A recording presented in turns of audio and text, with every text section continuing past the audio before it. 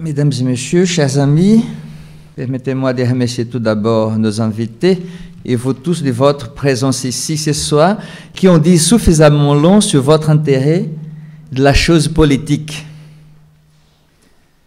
Nos invités qui représentent les candidats à l'élection présidentielle toute proche maintenant. Donc nous sommes réunis aujourd'hui pour discuter avec vous des propositions pour la santé mentale en France pour les 5 prochaines années. La santé mentale reste un thème peu abordé dans les programmes des candidats et pourtant, elle est un des principaux sujets de préoccupation des Français. Puisque je dois veiller à la bonne tenue de ces débats, je vous propose que chacun des représentants puisse prendre librement et pendant 10 minutes la parole pour dire ce que le parti politique qu'il représente fera pour améliorer la santé mentale en France et d'où il tirera le financement nécessaire à un tel projet. Mais tout d'abord, je souhaiterais planter le décor.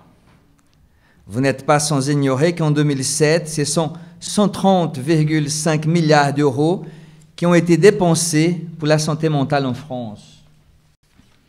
En janvier 2010, nous pouvons constater une baisse des coûts, c'est-à-dire 107 milliards d'euros.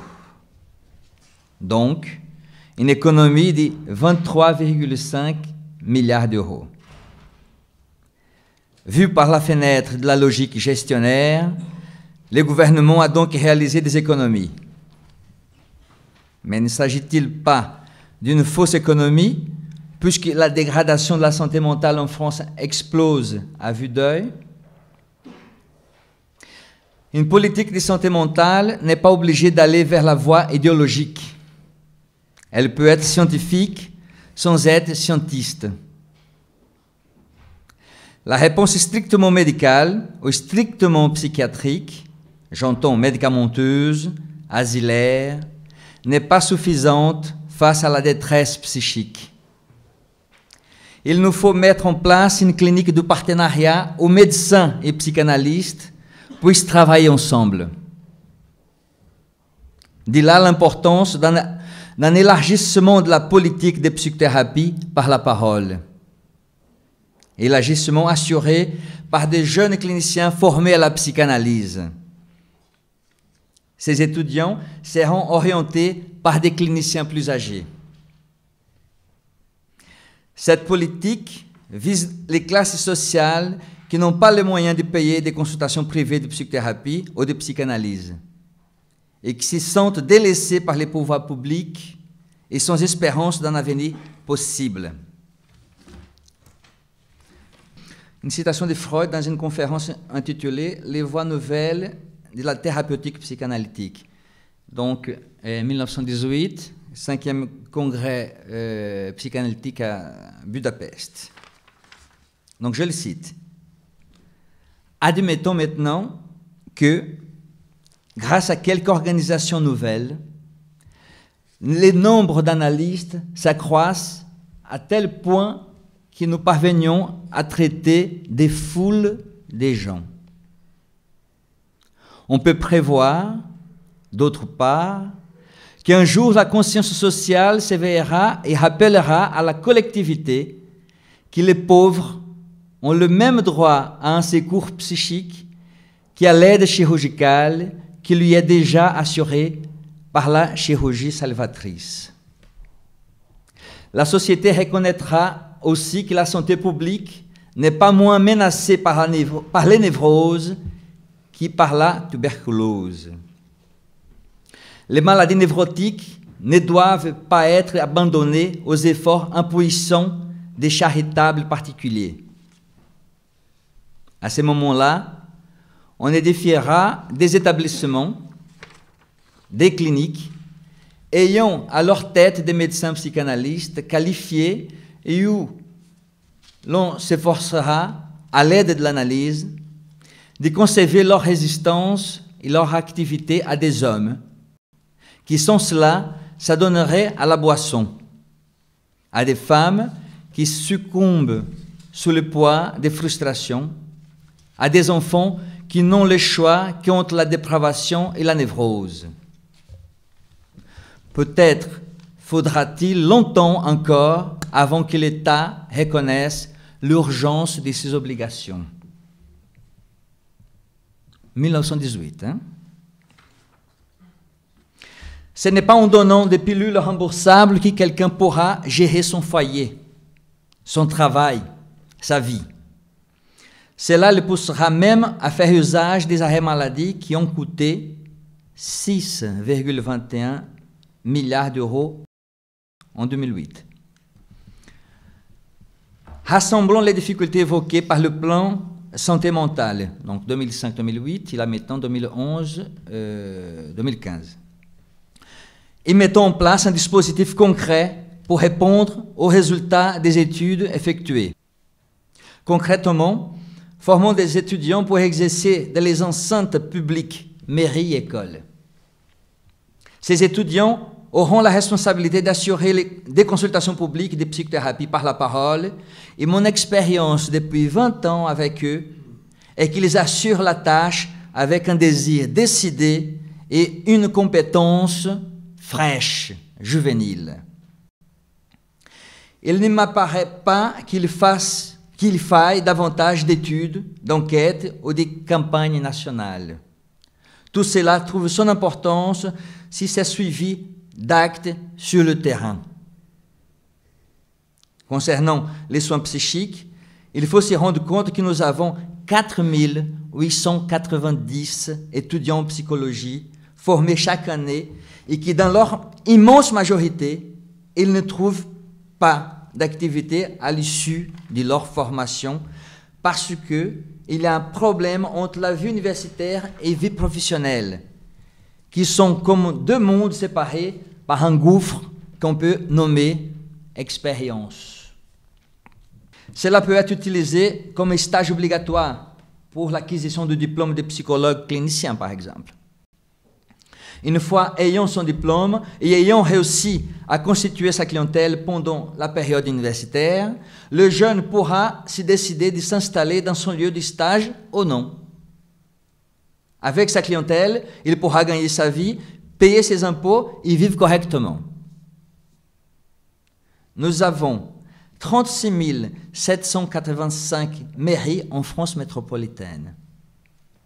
Supposons que dans les villages, nous installions une équipe de 2 ou 3 étudiants en psychologie pour assurer les permanences et écouter les personnes ayant le désir de faire une psychothérapie. Les comptes rendus de ces rendez-vous seront validés à l'université comme stage clinique à l'université. Ces étudiants seront payés par le département, l'État et la région.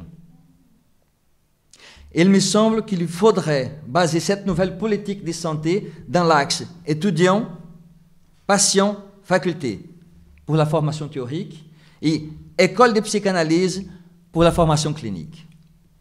Les dépenses publiques dans un tel projet sont minimes, puisque nous avons tout ce qu'il faut, les bâtiments, la jeunesse, les psychanalystes d'excellence. Une année après la mise en place de ces dispositifs, nous allons pouvoir rendre compte publiquement du travail accompli. Ma proposition. Confier aux étudiants, dès l'entrée en faculté, dès la licence, de se diriger vers les filières cliniques de leur choix et commencer à recevoir des patients à condition d'être eux-mêmes en psychothérapie ou en psychanalyse et d'avoir un superviseur. 2. Que l'État mette à la disposition des étudiants des locaux où ils pourront accueillir leurs patients, donc locaux dans les mairies, dans les casernes des pompiers, dans les hôpitaux, dans les gendarmeries, en hameaux, dans les bâtiments publics déjà existants et payés par les impôts. 3. Que l'étudiant puisse avoir un référent à la faculté et un autre à une école de psychanalyse attachée à ces projets. 4. Que l'État facilite l'installation de ces jeunes dans la vie active. 4 ans sont payés d'impôts avant de commencer à déclarer leurs revenus, par exemple. Le désir d'être clinicien et la compétence clinique qui va avec doivent être les critères de base pour que les étudiants puissent accéder à ces locaux. Cela ne les empêchera pas de travailler dans le secteur public, dans le public et dans le libéral, pour enfin s'installer en tant que professionnel libéral et, au bout de 4 ans, être soumis aux mêmes charges sociales que leurs aînés. Cela diminuera les coûts des dépenses de santé mentale en France et mettra le désir au cœur de la création de travail. Non pas d'emploi, création de travail pour la jeunesse d'un côté et de la prise en charge de la population ayant des bas revenus ou n'ayant pas de revenus de l'autre côté. Cette proposition est une proposition de politique générale de santé mentale. Les situations spécifiques seront étudiées individuellement. Donnons l'occasion à cette logique souhaitée par Freud en 1918 et réalisée par l'un de ses élèves, Max Eitingon, en 1920, de prospérer au XXIe siècle. Cette logique rendra des comptes statistiquement, mais pas uniquement. Elle montrera sa scientificité, mais selon les critères de cette clinique particulière. Une parole bien dite produit des effets dans la vie de l'être parlant et dans le tissu social auquel il appartient. Une parole mal dite ou pas dite produit des effets néfastes chez l'être, dans son corps, et a des répercussions dans le tissu familial et social tout entier. La création de ces consultations publiques doit se dérouler dans un cadre d'une expérimentation dans le temps et dans l'espace. Elle devra, cela va de soi, être évaluée financièrement, cliniquement et méthodologiquement, et cela dans une réunion ouverte au public et sous la responsabilité de la haute autorité de santé. Cette haute autorité qui a montré récemment son impartialité vis-à-vis de la psychanalyse. La formation de psychiatre, comme celle de psychologue, doivent être vivement stimulées à suivre celle de psychanalyste au sein d'une école de psychanalyse, à savoir psychanalyse personnelle, supervision, études des travaux psychanalytiques, groupe d'études, présentation au congrès et réunions cliniques.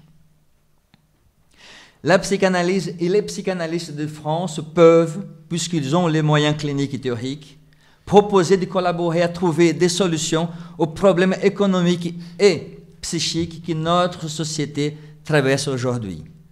Je vous remercie de votre attention.